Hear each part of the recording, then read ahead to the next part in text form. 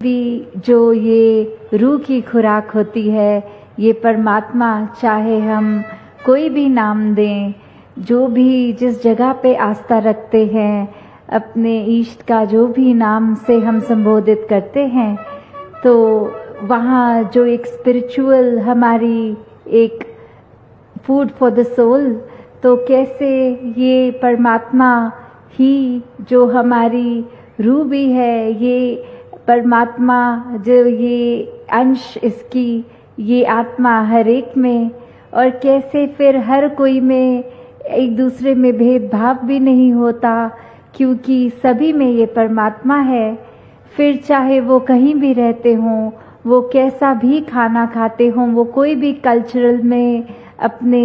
एक फॉलोइंग रखते हैं, तो हर कोई जहाँ संसार में एक ही है, क्योंकि इस परमात्मा का है, एक पिता एक कस के हम बालक, कि कैसे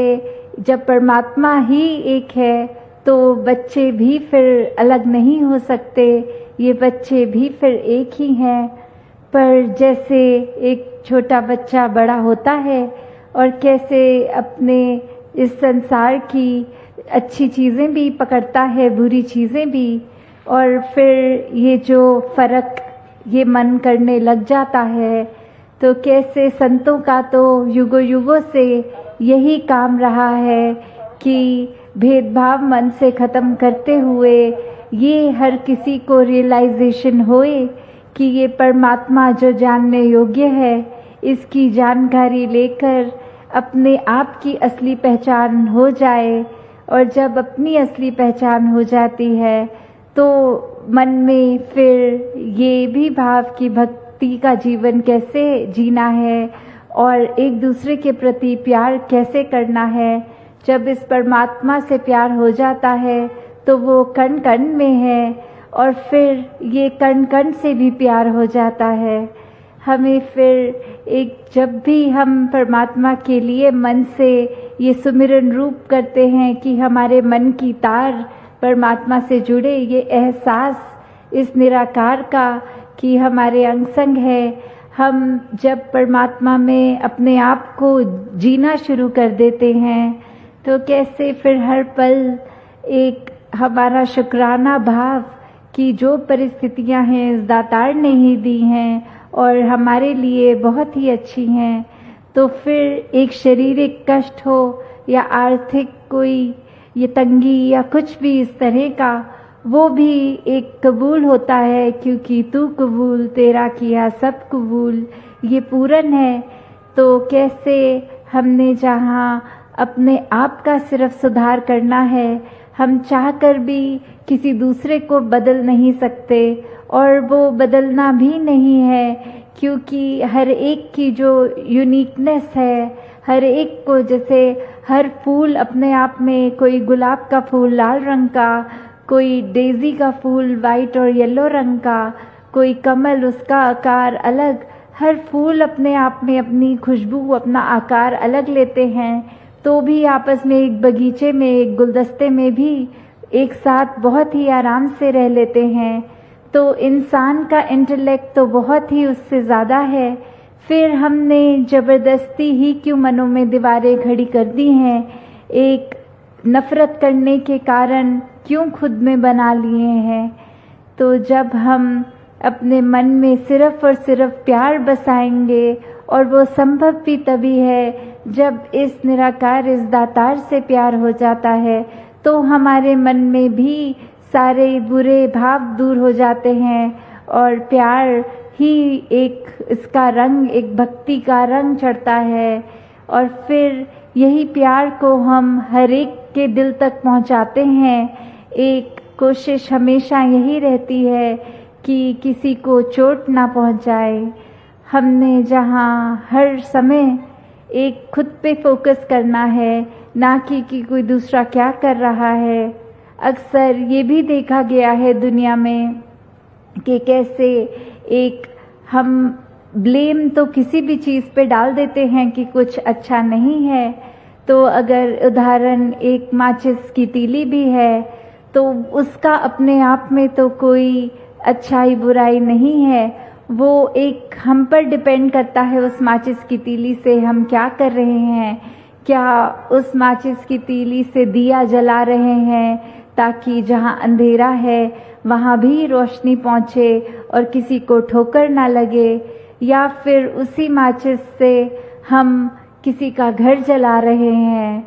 एक जैसी दिखती थी माचिस की वो तीलियाँ, किसी माचिस ने दिए जलाए, किसी ने घर।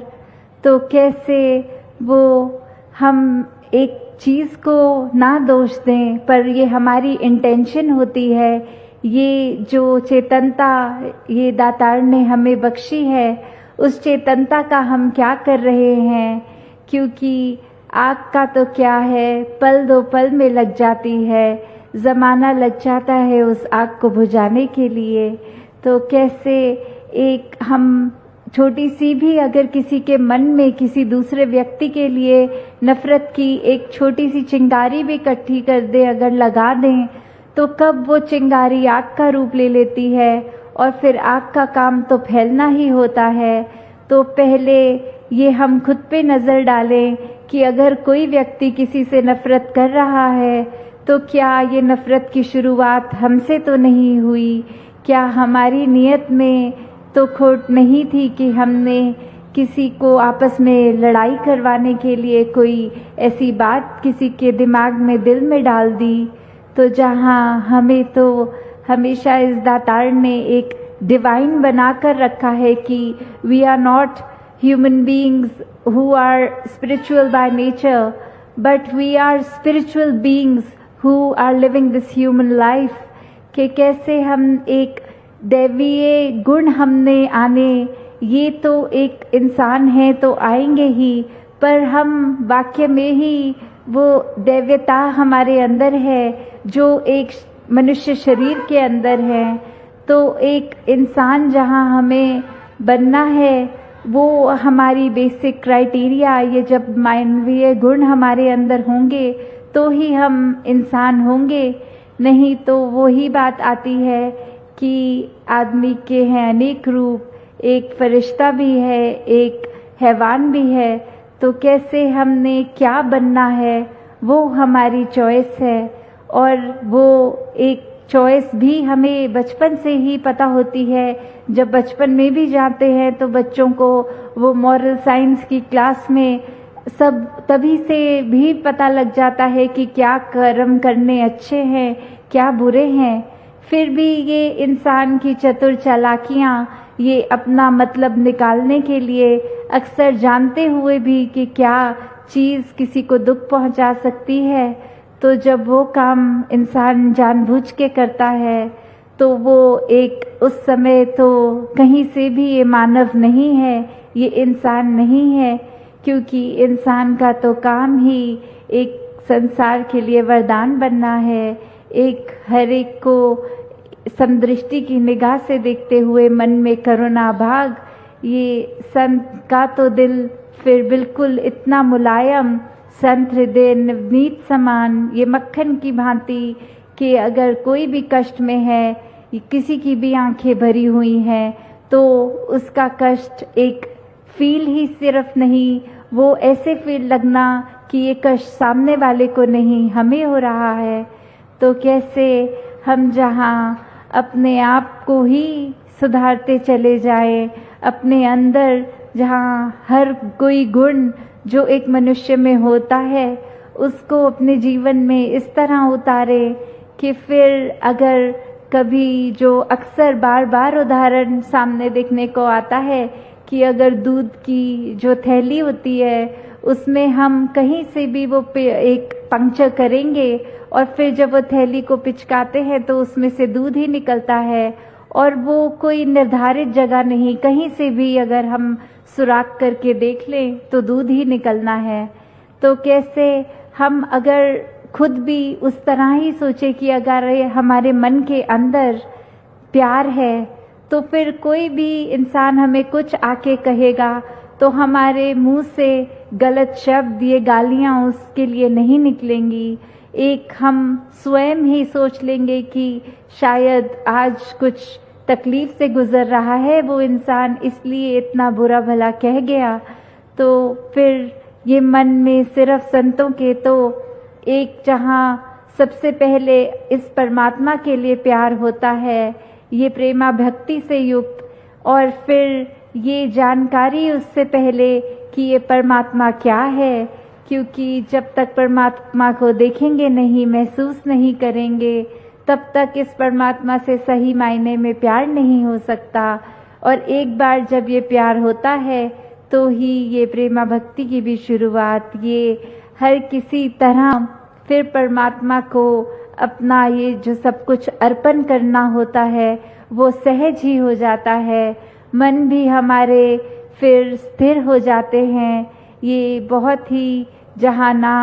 बहुत ही डिप्रेस्ड या बहुत ही खुश, दोनों स्थितियों में एक बैलेंस्ड रूप ये बन जाता है, क्योंकि खुशी और दुख ने तो कुछ पलों में आना है और जाना है, पर ये आनंद की अवस्था ही है जो हमारी ताउम्र कायम रह सकती है।